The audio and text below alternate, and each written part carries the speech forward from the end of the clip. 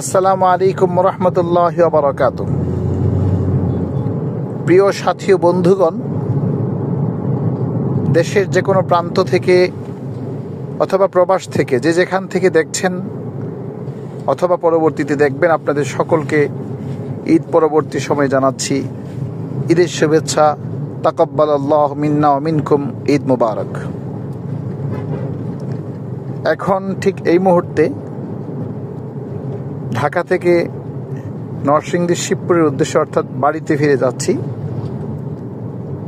বন্ধুবর মাসুম ভাই এবং মৌলানা ফুরকান উসমানী হাফিজাহুল্লাহ তাআলা এবং আমি, সাথে ভাতিজাও আছে তলহা।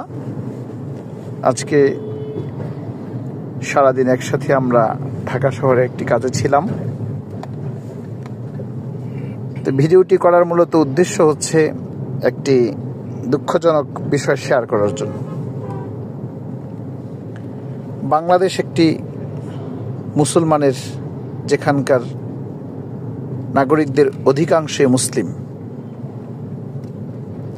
এদেশে অন্যান্য ধর্মাবলম্বীরাও বসবাস করেন, তবে যথেষ্ট শ্রদ্ধা, সম্মান, সৌহার্দ্যতা পরস্পরের মাঝেই বিদ্যমান রয়েছে। সম্প্রীতির অনন্য দৃষ্টান্ত হচ্ছে বাংলাদেশ, যেটা বিশ্বের অন্য কোনো দেশে খুঁজে পাওয়া যায় না। এদেশে এমন কোনো ঘটনা ঘটেনি যে কোনো মসজিদ নির্মাণ করা হয়েছে একটি মন্দির ভেঙে, বা কোনো মাদ্রাসা প্রতিষ্ঠা করা হয়েছে একটি মন্দির ভেঙে। দুঃখজনক হলেও বড় যে জিনিসটা বলতে রক্তক্ষরণ হচ্ছে হৃদয়ে, তা হচ্ছে প্রতিবেশী দেশ যারা নাকি বাংলাদেশের বিরুদ্ধে অনবরত বলিয়ে যায় যে বাংলাদেশ সংখ্যালঘুদের উপর আক্রমণ হচ্ছে, তাদের ঘর বাড়ি, ধর্মীয় উপাসনালয় গুড়িয়ে দেওয়া হচ্ছে, দখল করা হচ্ছে, মিথ্যা অভিযোগ তারা সবসময় অনবরত করেই যাচ্ছে।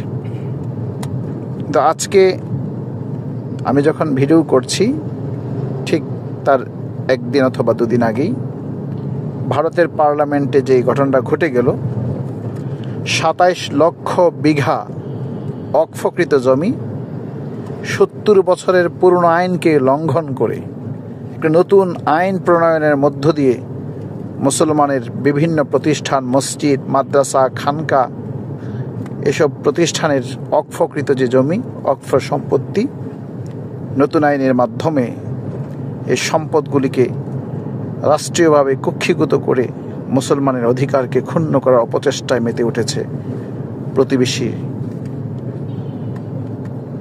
সে প্রতিবেশীরা তাদের দেশের মুসলমান, অর্থাৎ প্রতিবেশী ভারতের যে সংখ্যালঘুরা রয়েছে, মুসলমান ভাই বোনেরা, মুসলিম জাতিকে নিধন করার জন্য, মুসলমানদেরকে নিষ্পেষিত করার জন্য, মুসলমানদেরকে ভিটে বাড়ি হারা করার জন্য এই যে অপচেষ্টা, এর বিরুদ্ধে আমাদের সকলকে সোচ্চার হওয়া উচিত। কারণ জাগ্রত কবি মুহিব খানের ভাষায় যেটা বলতে হয়, দেশ পরিচয়ে যদিও মোরা বাংলাদেশি সবাই, মুসলিম বলে আমাদের সীমানা তো বাধা নাই।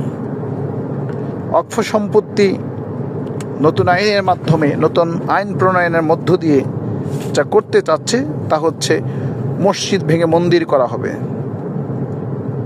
এই অক্ফ আইন করার পূর্বেই, নতুন আইন প্রণয়নের পূর্বেই যে ঘটনাগুলো ঘটেছে, আমরা দেখেছি আজমির শরীফকে নিয়ে বিতর্ক করে উত্থাপিত হয়েছে, এবং আমরা দেখেছি বাবরি মসজিদ, সেটাকে ভেঙে মন্দির করা হয়েছে। এখন নতুন আইন প্রণয়নের মধ্য দিয়ে যা হবে, ভারতের বড় বড় মাদ্রাসা, দারুল উলুম দেওবন্দ, তারপর আছে আপনার আরও যে মাদ্রাসা আছে, দারুন যে নদুয়া আছে, তারপর আরও যে সকল বড় বড় মাদ্রাসা আছে, সে সকল মাদ্রাসার যে অক্ফকৃত সম্পত্তি আছে, সেগুলো সরকার যত্রতত্রভাবেই নিজেদের আয়ত্তে নিয়ে যা ইচ্ছে তাই করতে পারবে। তো প্রতিবেশী রাষ্ট্র ভারত, যেখানে তারা নিজেরা স্লোগান তোলে তাদের মাঝে নাকি সম্প্রীতি আছে, আসলে সম্প্রীতি নেই। ঈদের জামাত কেন্দ্র করে সেখানে মুসলমানদের উপর আক্রমণ করা হয়, গরু জবাইয়ের কারণে, কুরবানি দেওয়ার কারণে মুসলমানদের উপর আক্রমণ করা হয়।